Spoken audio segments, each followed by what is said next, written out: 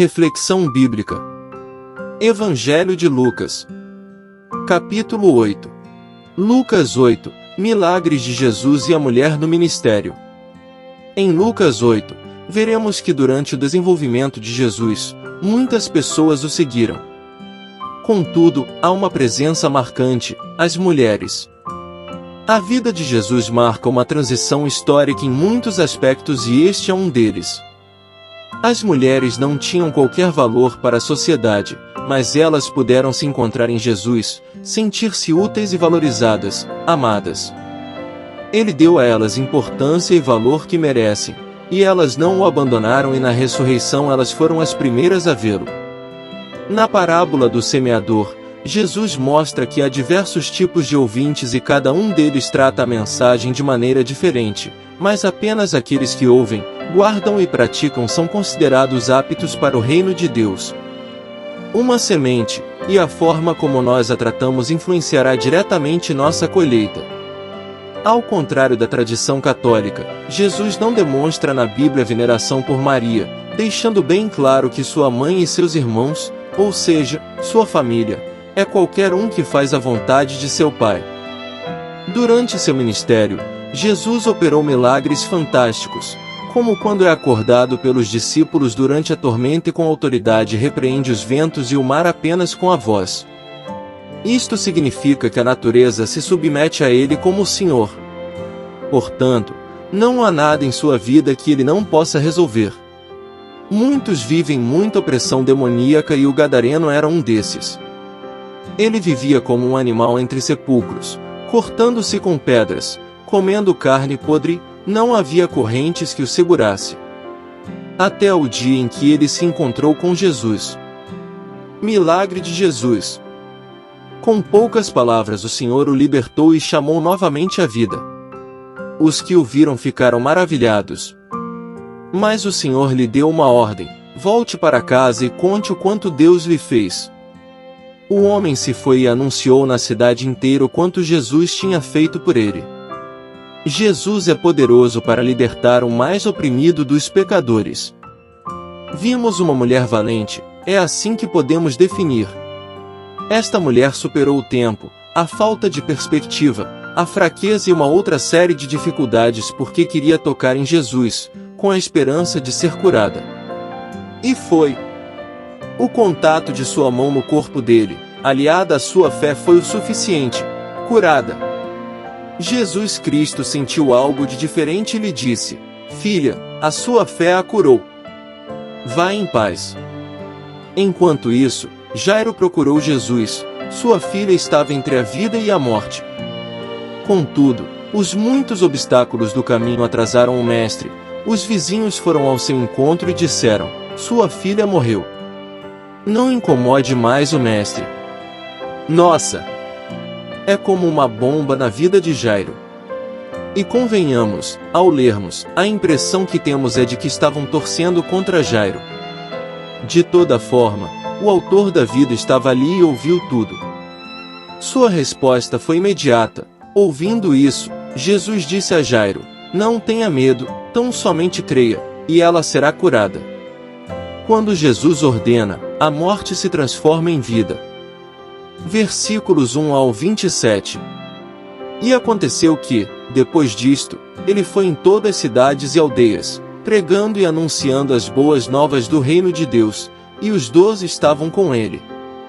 E certas mulheres, que haviam sido curadas de espíritos malignos e de enfermidades, Maria, chamada Madalena, da qual saíram 7 demônios, e Joana, a esposa de Cusa, mordomo de Herodes, e Susana, e muitas outras que o serviam com os seus bens. E tendo-se ajuntado uma grande multidão, e vindo até ele de todas as cidades, ele falou por parábola. Um semeador saiu a semear a sua semente, e enquanto ele semeava, uma parte da semente caiu à beira do caminho, e foi pisada, e as aves do céu a devoraram. E outra caiu sobre a pedra, e, tendo brotado, murchou, porque não havia umidade. E outra caiu entre espinhos, e crescendo com ela os espinhos, sufocaram-na.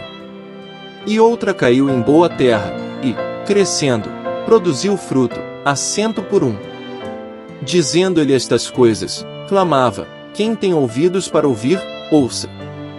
E os seus discípulos perguntaram-no, dizendo: o que poderia ser esta parábola? E ele disse: a vós é dado conhecer os mistérios do reino de Deus, mas aos outros por parábolas, para que vendo, eles não possam enxergar, e ouvindo, eles não possam compreender. Ora, a parábola é esta: a semente é a palavra de Deus. E os que estão à beira do caminho são os que ouvem, então vem o diabo, e tira a palavra de seus corações, para não acontecer que, crendo, sejam salvos. E aqueles sobre pedra são os que, ouvindo, recebem a palavra com alegria, mas não têm raiz, os quais creem por algum tempo, e no tempo da tentação se dispersam. E a que caiu entre espinhos, esses são os que ouviram, e indo adiante, são sufocados pelos cuidados e riquezas e deleites desta vida, e não dão fruto com perfeição. Mas a da boa terra, estes são os que, tendo ouvido a palavra de coração sincero e bom, guardam-na e produzem fruto com perseverança. Nenhum homem, acendendo uma candeia, a cobre com um vaso, ou a põe debaixo da cama, mas a coloca no castiçal, para que os que entram vejam a luz.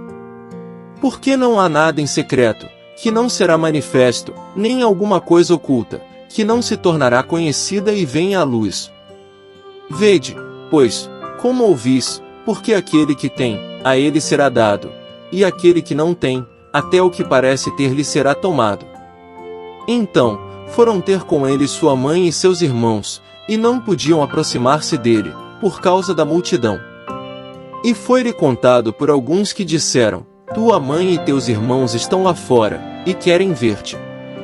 E, respondendo ele, disse-lhes: minha mãe e meus irmãos são estes que ouvem a palavra de Deus, e a praticam.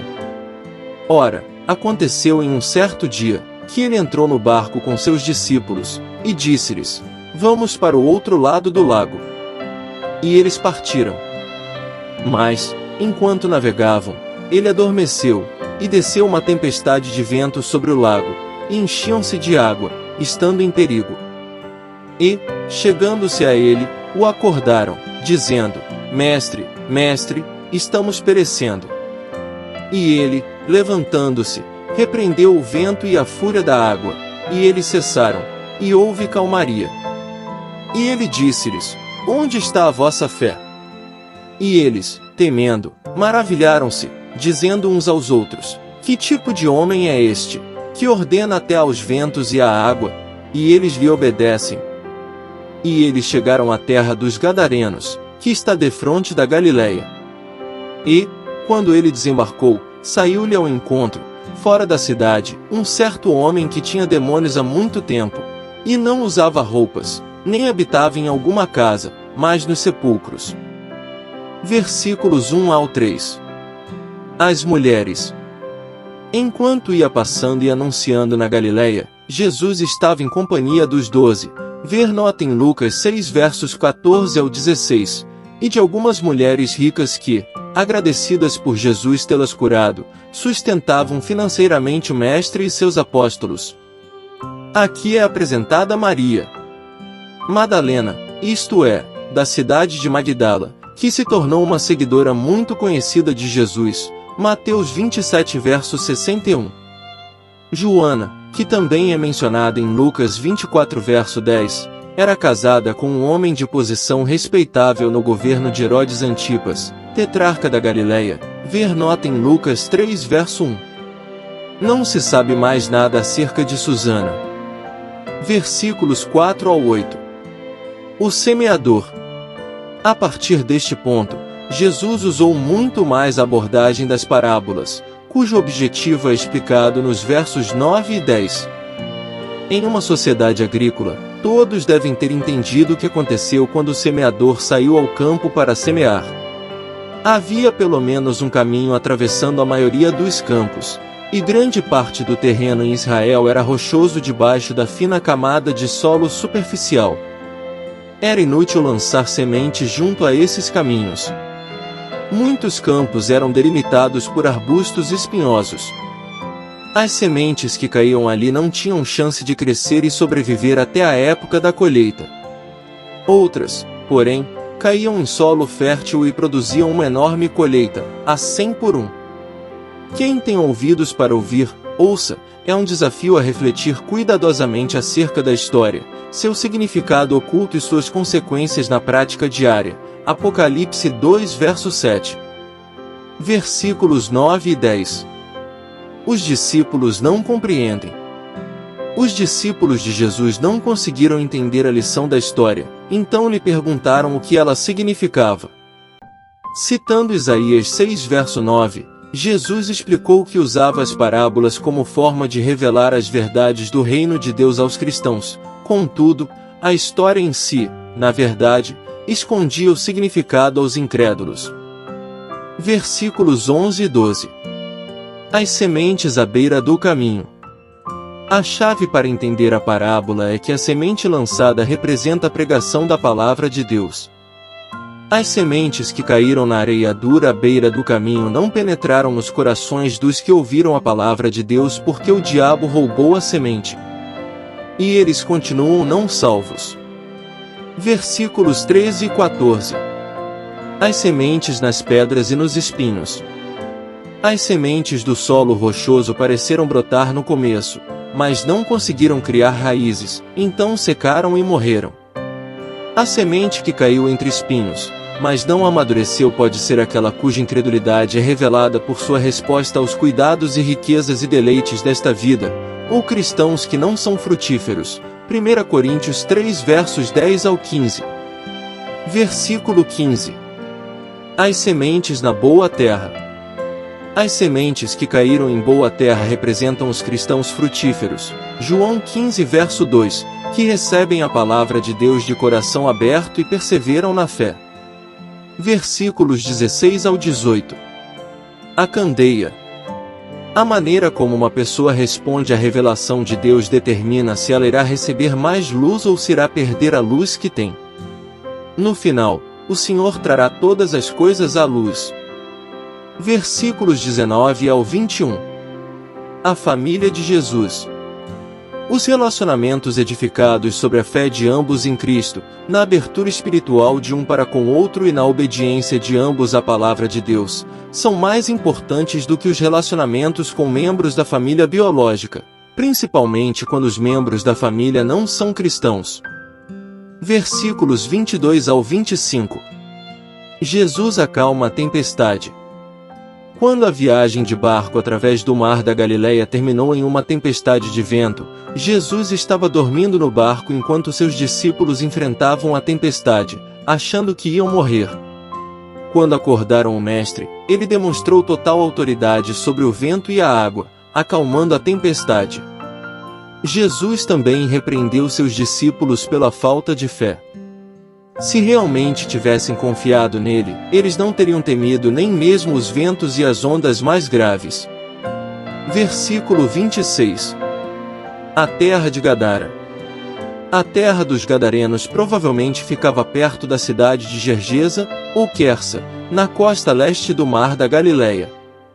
O nome dessa região predominantemente gentia vem da cidade de Gerasa, que ficava a cerca de 56 quilômetros a sudeste.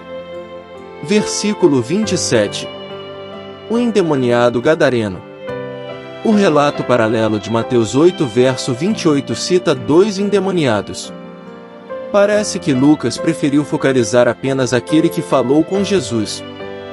A expressão, nem habitava em casa alguma, mas nos sepulcros, pode indicar um cemitério a céu aberto, mas como o homem estava nu, é mais provável que a referência seja a uma caverna. Foram encontradas várias cavernas naquela região. Versículos 28 ao 56. Mas, vendo a Jesus, gritando, caiu diante dele, e disse em alta voz: O que tenho eu para fazer contigo, Jesus, Filho do Deus Altíssimo? Eu suplico-te que não me atormentes. Porque tinha ordenado ao espírito imundo que saísse daquele homem. Porque frequentemente se apoderara dele, e guardavam-no preso, com correntes e cadeias, e, quebrando os grilhões, era impelido pelo demônio para os desertos. E Jesus perguntou-lhe, dizendo, qual é o teu nome? E ele disse, Legião, porque muitos demônios tinham entrado nele. E pediram-lhe para que não os mandasse para o abismo. E havia ali uma manada de muitos porcos pastando no monte, e pediram-lhe que lhes permitisse entrar neles, e ele lhes permitiu. Então, os demônios saindo do homem, entraram nos porcos, e a manada correu violentamente a um lugar íngreme para o lago, e se afogaram. E aqueles que os alimentavam, vendo o que havia acontecido, fugiram e foram anunciá-lo na cidade e nos campos. Então, eles saíram para ver o que tinha acontecido, e vieram a Jesus, e encontraram o homem de quem haviam saído os demônios assentado aos pés de Jesus, vestido e em perfeito juízo, e eles ficaram com medo. E também os que tinham visto aquilo, contaram-lhes como o possuído por demônios havia sido curado.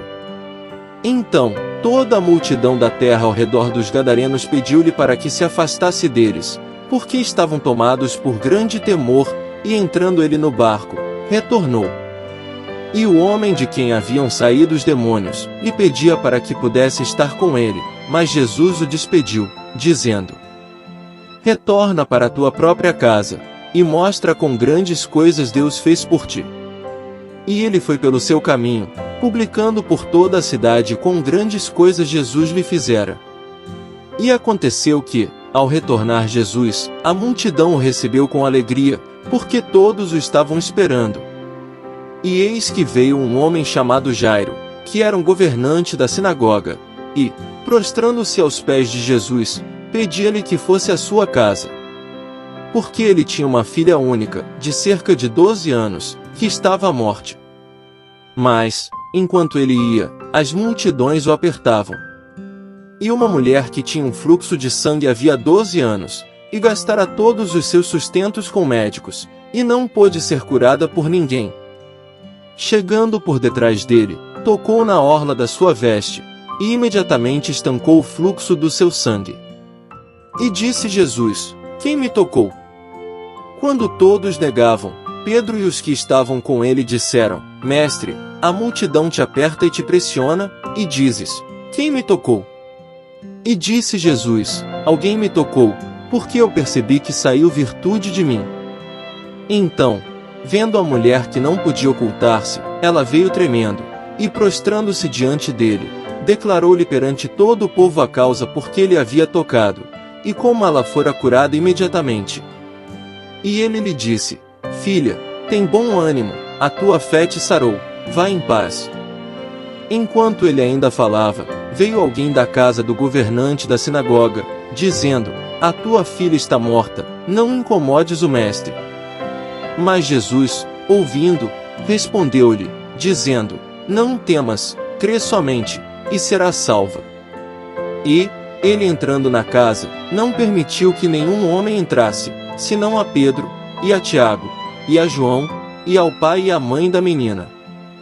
E todos choravam, e a pranteavam, mas ele disse, não choreis, ela não está morta, mas dorme. E eles riam dele, para o desprezarem, sabendo que ela estava morta. E ele, pondo-os todos fora, tomando-a pela mão, e clamou, dizendo, menina, levanta-te.